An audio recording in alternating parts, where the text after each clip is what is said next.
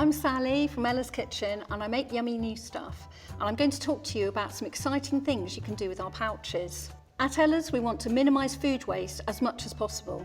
If you've got any food left in any of our pouches, don't throw it away because we've got some great ideas for what you could do with it.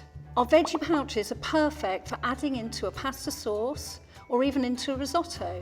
If you have any of our fruit blends left, you could add them to your baby's porridge or even put them on some breakfast pancakes. If you love baking and you want to get your little ones involved, you can always use one of our veg pouches to add veg, or even one of the fruit pouches to add fruit to muffins or pancakes.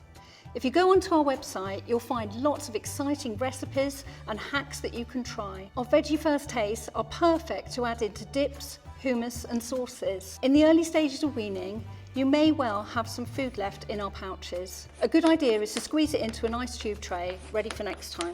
Just remember to defrost it.